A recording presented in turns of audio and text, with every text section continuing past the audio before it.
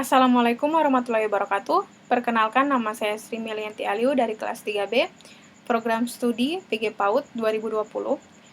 Video kali ini saya buat untuk memenuhi tugas saya untuk UAS, ujian akhir semester dari mata kuliah pengembangan program SPS yang diampu oleh Bapak Aprianto AJ Pauweni.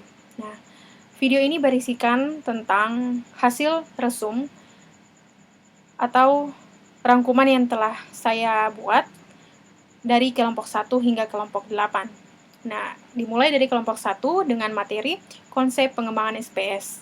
Secara umum, tujuan PAUD adalah memberikan stimulasi atau rangsangan bagi perkembangan potensi siswa agar jadi manusia beriman dan bertakwa kepada Tuhan Yang Maha Esa, lalu berakhlak mulia, sehat, berilmu, cakap, kreatif, kritis, inovatif, dan mandiri, serta percaya diri, dan menjadi warga negara yang demokratis dan bertanggung jawab. Sedangkan secara khusus, tujuan yang ingin dicapai adalah dapat mengidentifikasi perkembangan fisiologis pada anak usia dini, dapat memahami perkembangan kreativitas anak usia dini, dan usaha-usaha yang terkait dan pengembangannya. Adapun fungsi pendidikan bagi anak usia dini, yakni untuk mengembangkan seluruh kemampuan yang dimiliki siswa sesuai dengan tahapan perkembangannya, lalu mengenalkan siswa dengan dunia sekitar, lalu mengembangkan sosialisasi pada anak, mengenalkan peraturan dan disiplin kepada anak, memberikan kesempatan pada anak untuk menikmati masa bermainnya. Pendekatan dalam pengelolaan kegiatan pada satuan PAUD sejenis atau SPS. Prinsip perkembangan pendidikan anak usia dini, yaitu yang pertama yang dapat saya sebutkan, berorientasi pada kebutuhan anak. Kegiatan belajar harus selalu ditujukan pada pemenuhan kebutuhan perkembangan setiap anak sebagai individu. Yang kedua, kegiatan belajar dilakukan melalui bermain. Dengan bermain yang menyenangkan, dapat merangsang anak untuk melakukan eksplorasi dengan menggunakan benda-benda yang ada di sekitarnya. Yang ketiga, merangsang munculnya kreativitas dan inovasi. Kreativitas dan inovasi tercermin melalui kegiatan membuat anak tertarik, lalu membuat anak juga fokus, serius, dan konsentrasi. Yang berikutnya, prosedur pelaksanaan kegiatan pengembangan pada satuan PAUD sejenis. Pelaksanaan kegiatan pengembangan pada lembaga satuan PAUD sejenis melibatkan peserta didik, pendidik, pengelola, dan penyelenggara. Berikut ini penjelasan masing-masing dari unsur tersebut, yaitu unsur yang terlibat, unsur yang terlibat termasuk yaitu peserta didik, tenaga pendidik. Lalu, pendidik pos-PAUD dapat disebut kader atau sebutan lain yang sesuai dengan kebiasaan setempat.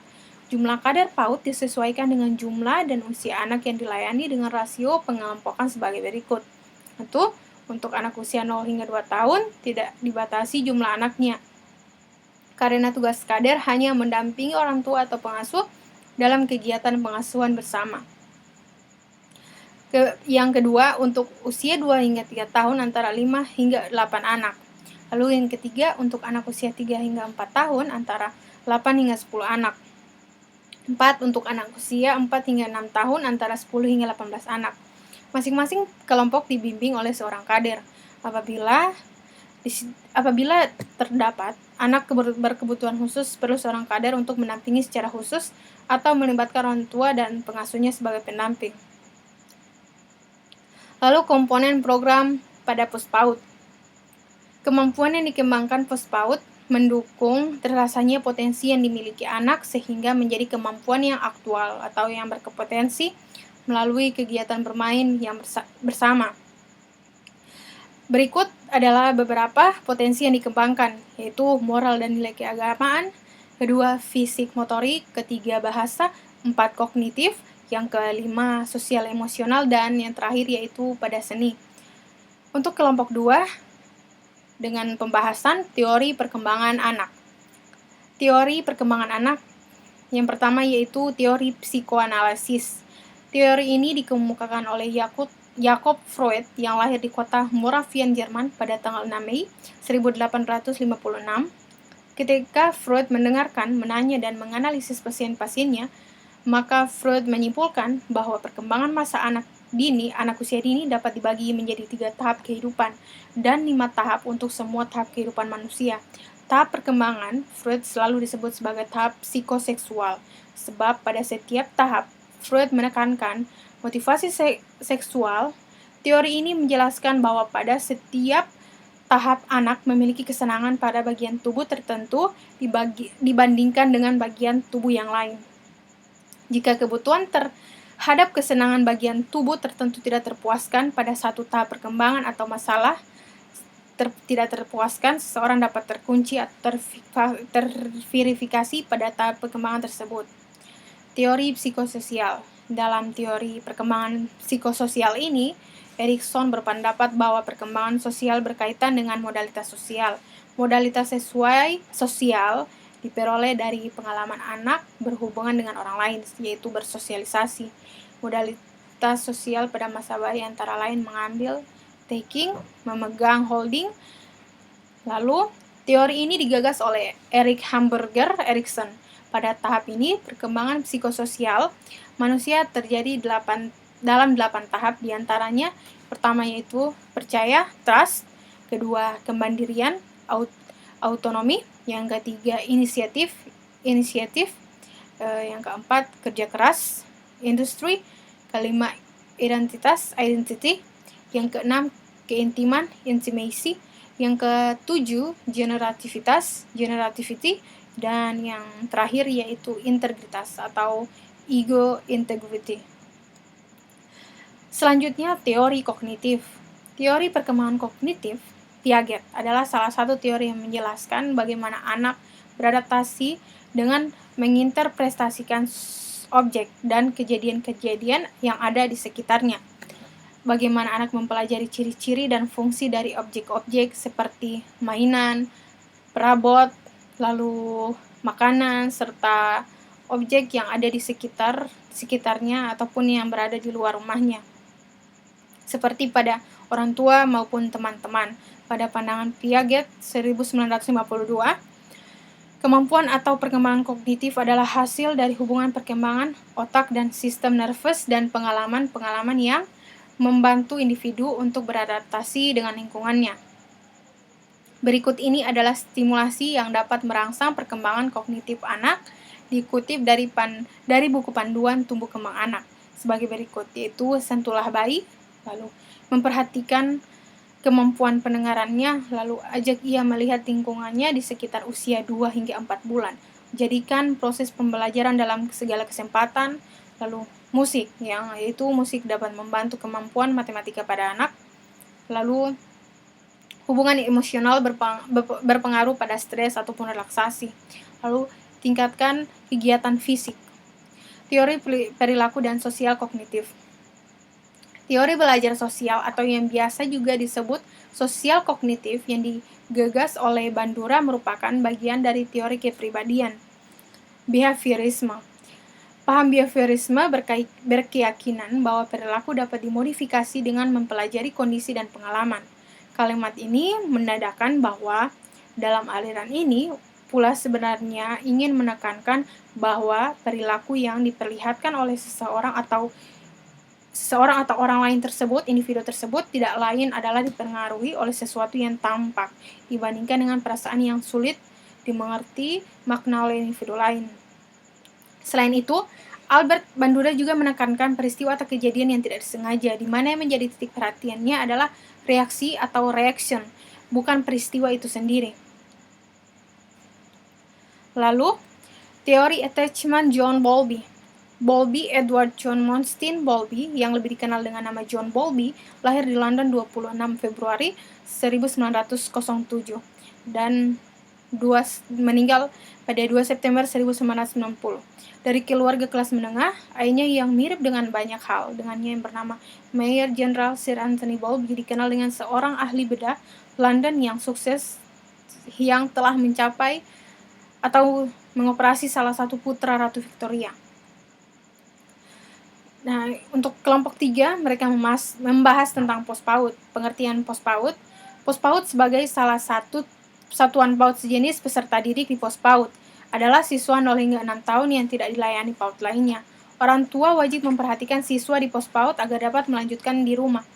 Dalam petunjuk teknis penyelenggaraan yang dikeluarkan oleh Direktorat PAUD, sebagaimana dikutip Yuliani, indikator keberhasilan pos PAUD dapat diukur berdasarkan kondisi tempat, kader, peserta didik, frekuensi kegiatan, atau orang tua yang membayar iuran kehadiran orang tua. Program pos PAUD ditujukan untuk anak usia dengan usia sebagai berikut, yaitu usia 3 hingga 30 bulan dalam bentuk program pengasuhan bersama. Program ini dilaksanakan selama 1 minggu sekali bersama orang tua atau pengasuhnya. Lalu usia 31 hingga 72 bulan dalam bentuk program bermain bersama. Lalu dilanjutkan untuk usia kelompok 31 hingga 48 bulan, program minimal dilaksanakan 2 kali per minggu. Lalu kelompok usia 49 hingga 60 bulan, program dilaksanakan minimal 3 kali per minggu. Kelompok usia 61 hingga 72 bulan, program dilaksanakan minimal 4 kali per minggu.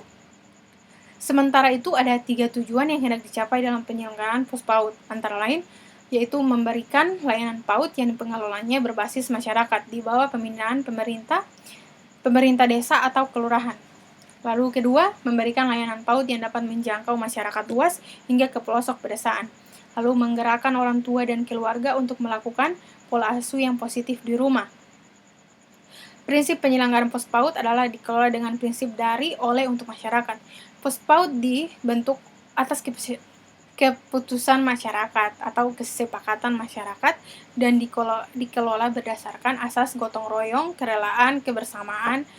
Lalu pembinaan pos PAUD di tingkat desa atau kelurahan dilakukan oleh tim pembinaan tingkat desa atau kelurahan yang beranggotakan unsur-unsur perangkat desa, kelurahan, dewan perwakilan desa, lalu kelurahan, tokoh masyarakat atau agama, dan PKK atau Ormas Penggerak. Kelompok 4 membahas tujuan, manfaat, dan fungsi. Pengertian pos PAUD yaitu salah satu satuan PAUD sejenis peserta didik di pos PAUD. Lalu tujuan satuan PAUD sejenis yaitu memiliki tujuan umum. Pembelajaran bertujuan mengembangkan berbagai potensi anak usia dini sebagai persiapan untuk masa depannya dan dapat menyesuaikan diri dengan lingkungannya. Lalu tujuan khusus diantaranya itu yang pertama, anak mampu mengenal dan percaya kepada Tuhan Yang Maha Esa, mengenal ibadah, mengenal ciptaan Tuhan, dan mencintai sesama. Yang kedua, anak memiliki sikap, nilai, moral, dan budi pekerti yang baik.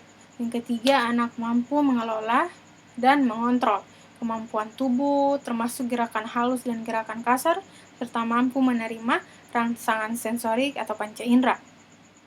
Keempat, anak mampu memahami penggunaan bahasa untuk pemahaman bahasa pasif dan dapat berkomunikasi secara efektif yang bermanfaat untuk berpikir dan belajarnya. Kelima, anak mampu berpikir kritis, berpikir kreatif, memecahkan dan menemukan sebab akibat. Lalu, manfaat pada satuan PAUD sejenis yaitu untuk memberikan pendidikan sejak dini dan membantu meletakkan dasar ke arah pengembangan sikap, perilaku, yaitu dasar ke arah pengembangan sikap, perilaku, perasaan, kecerdasan, sosial, dan fisik yang diperlukan dalam menyesuaikan diri dengan lingkungan yang berpengaruh terhadap tumbuh kembang anak. Lalu, satuan PAUD sejenis juga merupakan layanan minimal yang hanya dilakukan 1 hingga 2 kali per minggu atau merupakan layanan PAUD yang diintegrasikan dengan layanan lain.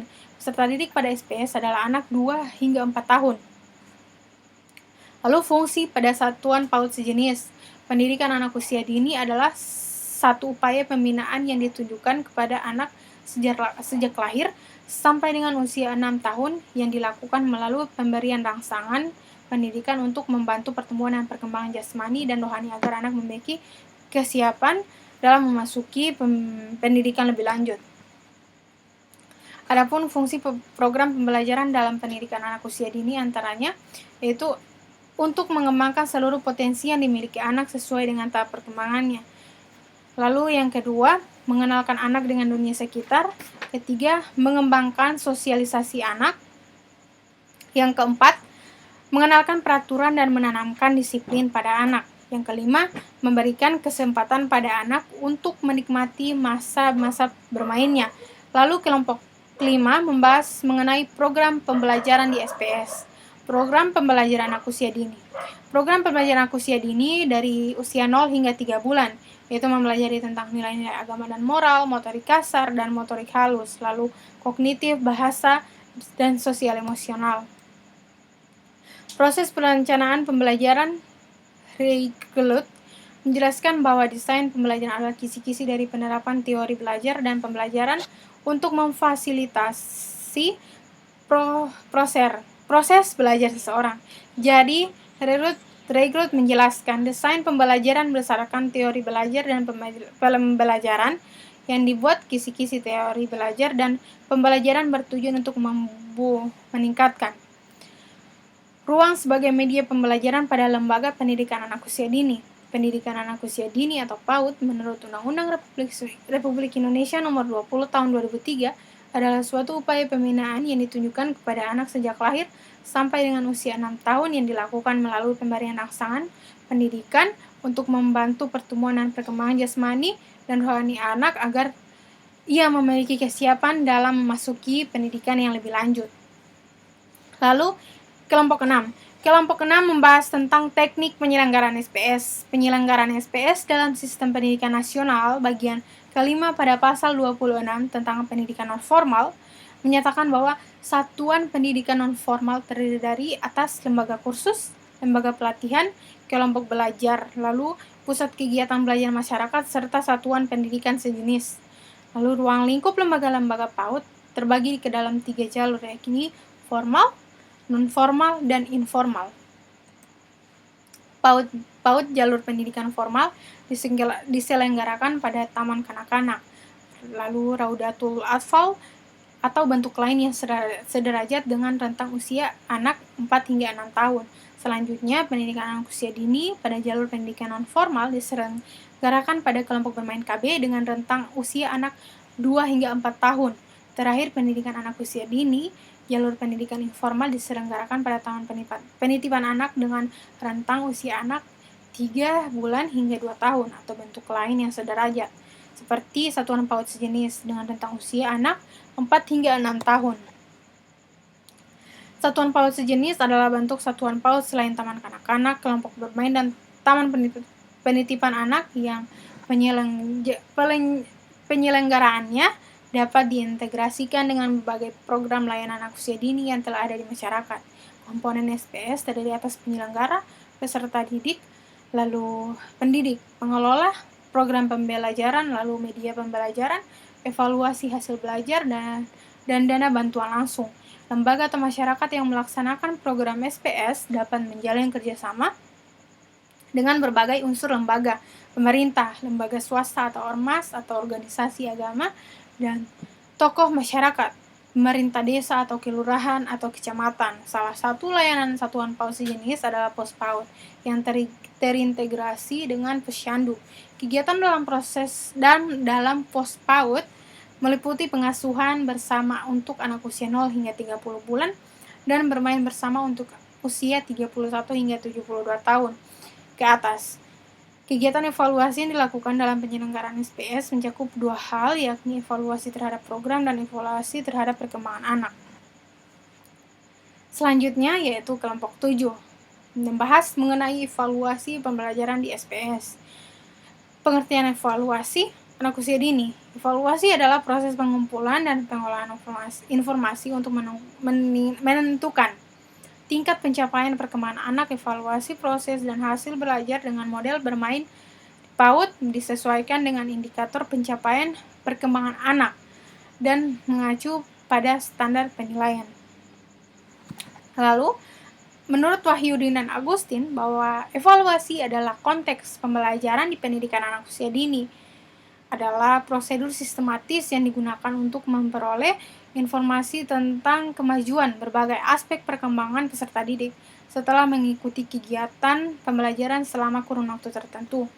Dalam pembelajaran anak usia dini, guru dapat mengevaluasi sejauh mana pembelajaran yang telah dilaksanakan berhasil ataukah penggunaan media yang kurang tepat, kurang menarik, ataupun menggunakan metode yang kurang tepat. Evaluasi digunakan guna memperbaiki proses pembelajaran di keesokan hari agar tujuan pembelajaran dapat dicapai semaksimal mungkin. Evaluasi juga telah dilakukan oleh semua lembaga PAUD, yaitu walaupun masih ada instrumen evaluasi pembelajaran yang bervariasi, ada beberapa lembaga yang memiliki instrumen evaluasi lengkap dan ada yang masih kurang lengkap. Kemudian pengawasan pembelajaran PAUD oleh Kepala Satuan PAUD atau yang sering disebut sebagai penilik dari Dinas Pendidikan telah dilaksanakan secara berkala di kelurahan, sehingga proses pelaksanaan belajar dan mengajar di PAUD dapat terlaksana dengan efektif. Hanya saja masih diperlukan penyetaraan instrumen evaluasi pembelajaran PAUD di kelurahan. Lalu kelompok 8 yaitu membahas tentang strategi pembelajaran di SPS. Klasifikasi strategi, ada beberapa strategi dalam mendidik anak usia dini, antara lain mengidentifikasi serta menetapkan spesifikasi dan kualitas perubahan tingkah laku, lalu memilih sistem pendekatan mendidik anak usia dini berdasarkan pandangan hidup, lalu memilih dan menetapkan prosedur yang tepat, lalu menetapkan norma-norma dan batas minimal keberhasilan atau kriteria serta standar keberhasilan sehingga dapat dijadikan pedoman oleh orang tua dan pendidik dalam melaksanakan evaluasi selanjutnya. Lalu demikian, ada 4 masalah pokok sangat penting yang dapat dan harus dijadikan pedoman pelaksanaan strategi mendidik anak usia dini agar berhasil sesuai dengan yang diharapkan. Spesifikasi dan kualifikasi perubahan tingkah laku yang diinginkan, lalu memiliki cara pendekatan yang paling dianggap tepat dan efektif untuk mencapai sasaran. Lalu memilih dan menetapkan norma-norma atau kriteria keberhasilan sehingga orang tua mempunyai pegangan yang dapat dijadikan ukuran untuk menilai sejauh mana keberhasilan yang telah dilakukan. Lalu satuan PAUD sejenis adalah bentuk-bentuk satuan PAUD selain taman kanak-kanak. Oleh karena itu, mengenali dan memahami sifat anak merupakan bekal yang sangat berharga bagi pendidik agar dapat melaksanakan pembelajaran dengan menggunakan strategi dan metode yang tepat dalam setiap kegiatan belajar. Saya itu seperti bermain sambil belajar yang diselenggarakan sesuai dengan usia, tahap perkembangan, kebutuhan, minat belajar anak. Baiklah, itu saja dari saya. Jika ada yang salah ataupun kata-kata saya yang menyinggung, mohon dimaafkan. Wassalamualaikum warahmatullahi wabarakatuh.